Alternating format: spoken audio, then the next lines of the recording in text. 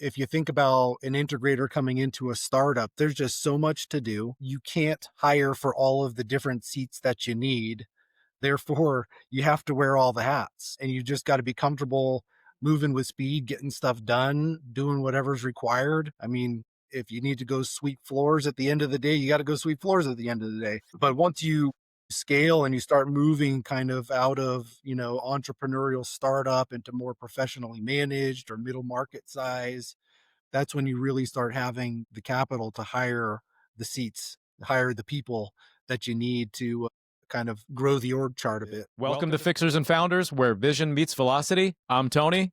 I'm Forrest. Today's guest, John Wallet, executive leader, integrator, and the kind of ops strategist who doesn't just drive growth, he keeps it from turning into chaos. From Wall Street trades to field operations, John's built a career aligning people, process, and data. At STC Safety and Risk Management, he helped double revenue, streamline ops across industries, and roll out a total risk approach to safety that turned accountability into a culture. He's run EOS in the real world, built decision systems leaders can trust, and helped founders stay focused on the work that moves the needle. If you've ever felt like growth is outpacing your grip, this one's for you. I'm Tony. I'm Forrest. This is Fixers and Founders. Let's get it done. You didn't start a business to put out fires, but here you are, holding the extinguisher. Business isn't theory, it's pressure, late nights, tight margins, the thing that keeps breaking no matter how many times you fix it. When the room's on fire, the amateurs shout, the pros stay calm. That's the Fixers and Founders way. Part discipline, part rebellion. We walk into broken systems, find the pulse, and make it run clean. Because calm isn't weakness. Calm is a strategy. We're operators, builders, problem solvers, born from the grind, built for the builders. Join us now as we chat with fixers and founders just like you. Let's jump in.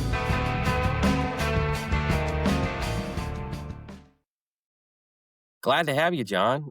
Excited to talk to you today. You have worn a lot of hats, from Wall Street to wealth management, ops, safety. What pulled you into this kind of leadership? Yeah, it's interesting. To your point, Forrest, I started off in the finance world. I was an investment advisor for a long time, and I got really good at that. Was asked to then start taking on management of teams of investment advisors, and from there just moved throughout the ranks in different financial institutions and doing different things. But what happened was actually about 6 years ago, an entrepreneurial friend asked if I would help him with his business venture. And he's very much a visionary and was struggling with things that visionaries struggle with. He was just starting his EOS journey. And so he knew he needed an integrator. And I came on board and was there for nearly 6 years. And that was really my introduction to EOS in a formal setting. I like to say that, I was born this way, but I just didn't know that it had a label until I joined a company that was running on EOS. You were a closet integrator. You just didn't know it. That's right. Yeah, we seem to find a lot of people like that. I know Tony and I have talked about it a good bit offline, but it seems like a I'm lot one of us. right here. Yeah, I'm Yeah. one. Yeah. 100%. Closet integrator. You just didn't have the language, didn't know what to call it. Yeah, So, that's exactly right. yeah. So tell me about what's the difference between running operations and being a true integrator? What have you found to be the difference? Yeah, I mean, I think it really depends on the business. In some businesses, the integrator, I mean, they are in the day to day. They are doing the stuff. They are in the trenches with the team. I think as businesses scale and they get more mature, you have to do that less and less. You have to kind of continue to elevate and delegate and push responsibilities and accountability down, which then frees you up to have a little bit more white space, right? Some time to process and think and strategize. I like to think that ideally an integrator is probably a mix of living 50% in the present and 50% in the future, right? Where a visionary is probably spending, 80, 90% of their time in the future because they're thinking about, steering the ship and where it's going to go, and less time actually in the day-to-day mix. Yeah. Yeah, I can see that. I was talking to a coaching integrator that I coached this morning, and we were talking about she just exited from a current position and realized how much she was in the weeds too much in that role. And with her new role, she's going to be out of the weeds. So you really got to get out of the weeds and focus on the business, working on the business instead of in the business. Yeah, and like I said, it really depends on what you need, and some people actually have a preference for being in the weeds too. So stylistically, there's also nuance there too. That makes sense. And John, to your point with all of this, how much would you say is hinging on the size of the company? In terms of how much time you spend on the day to day, Exactly.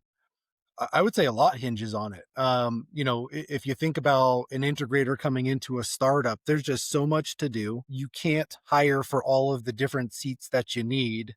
Therefore, you have to wear all the hats, and you just got to be comfortable moving with speed, getting stuff done, doing whatever's required. I mean, if you need to go sweep floors at the end of the day, you got to go sweep floors at the end of the day. But once you scale and you start moving kind of out of, entrepreneurial startup into more professionally managed or middle market size, that's when you really start having the capital to hire the seats, hire the people that you need to kind of grow the org chart a bit. And speaking of scale, Forrest, Yeah. So you've run EOS at scale. What part of the system do companies overlook or misuse the most from your experience? Yeah. I mean, what I found was in my experience is the early phase companies don't spend enough time or effort building systems because, the systems are what's going to give you that foundation to really drive business forward, right? It creates operational efficiency. It creates consistency in the customer experience because you're following a play, right? You know what to do, you know what the drills are. The sooner an organization can do that, regardless of size, the better off they'll be. I mean, otherwise, what I found is everybody kind of just does things their own way. And it's really wild west. It's kind of chaotic, and that leads to all types of issues. Yeah, I'm working with a startup company right now, and just building some basic systems and structure to how they operate will make a tremendous impact. They're already seeing it, so it's neat.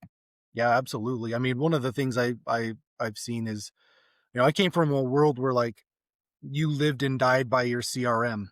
If it wasn't in the CRM, it never happened. now I totally agree with that. Yeah, there you go. So, startups a lot of times don't have CRMs. I mean, I remember coming into this business and I would just ask simple questions, just trying to understand more about our clients, but there was nowhere to go to look for that information. It was all tribal knowledge. That's a great way to put it. Tribal knowledge. Wow. I'm going to put that in my back pocket. I like that. So, John, thanks for joining us last minute today, too. Appreciate you filling in that slot. And you got a reputation for turning that data into then action, right? What's your approach to getting the teams that you work with aligned around the scorecards that you provide them that actually work? Yeah, I mean, if you really think about it, like a well-run business, usually what you'll find when you look at these types of companies is that everybody's aligned, right? From top to bottom. Everybody's incentives are hitched to each other's. And so if you've got the scorecards and you've got the metrics and you've got the data that you're measuring everybody by, it's easy to tell who's kind of falling out of step with the rest of the organization or with, the VTO and EOS language. So the better you can put into place kind of those guiding north stars, as it were, or those guardrails that keep people within the organization from going too far out, the better. It's all about putting scorecards in place that go as upstream as possible, so you can see the issues before they really do much damage, and allow you to ask the right questions at the right time before it's way too late, and then you're just reacting, right? There's nothing you can do at that point.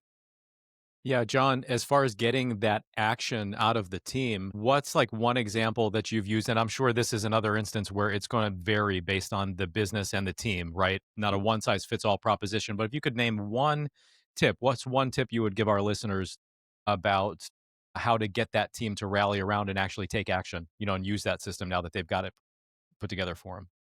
Yeah, I mean, there's a couple things. I mean, for like the customer facing frontline employees, right? Like, give them a way to understand or identify quickly client or customer engagement. so that they can see if that client or that customer is bought in. And if they're not, then you can quickly get those clients back on the rails. But without knowing that, you're really guessing the status of the relationship, which could impact, revenue and a whole bunch of other things. That's the quickest example that comes to mind. So you've helped STC double revenue and pivot during the COVID era. What did you learn about scaling while under all that pressure? Oh my gosh. Um, it was interesting because scaling at that point really became about by just listening to our customers and our clients and understanding what their needs were at the time. I mean, COVID was a crapshoot, right? We didn't know how different rules or regulations were going to affect business. We didn't know um, what the downstream effect of anything was. But as we engaged with our clients, we heard consistent things about what was being demanded of them. And they had needs that we weren't filling because the environment was changing. But as they told us these things, we quickly went into solution mode and found a way to close it. So the issue was that our clients were large construction companies and they were working for their customers were like Amazon and other data center builders or developers. So these were massive, massive projects that Amazon did not want to have stop or shut down. So what they had told their customers, who were our clients, was that, we need business to continue as usual. We obviously have to follow COVID protocols.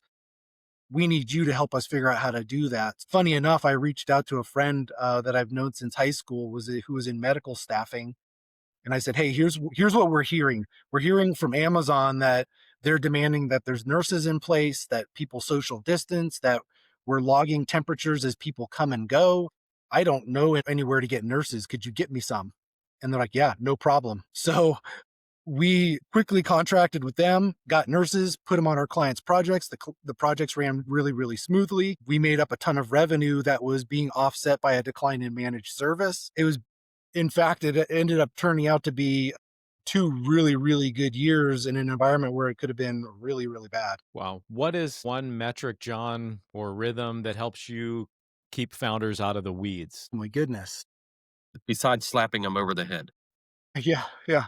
There's sometimes we want to do, but we're professionals and we don't. A couple things, I guess. I think having a regular same page or a regular kind of sounding board type of meeting on the calendar is important. And holding that time sacred, we would try to find, an hour or two on a Friday and just block it out.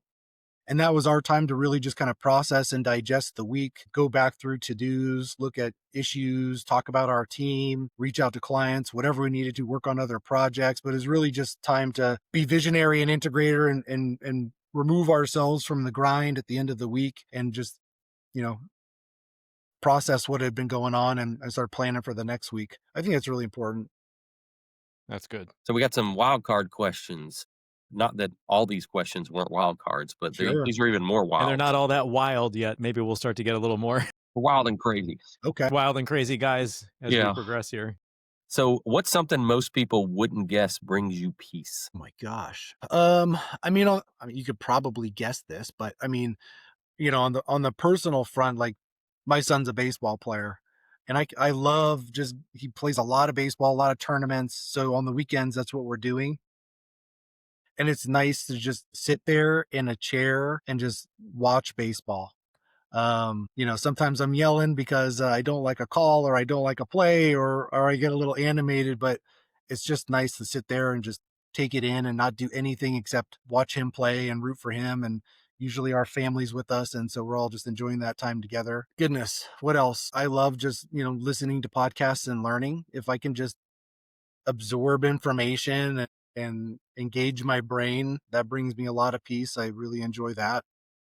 I tend to be a very optimistic guy anyway, so I don't get rattled by much. But when I do, those are kind of the things I turn to. Now, John, you're not going to go getting too rowdy at your boys' ball game and we're going to wind up seeing you on World Star Hip Hop or anything, are you? No, I'm not going to be like the Phillies Karen who gets a Lost little her job. I saw that. rambunctious and Give me my ball turns bag. into a meme.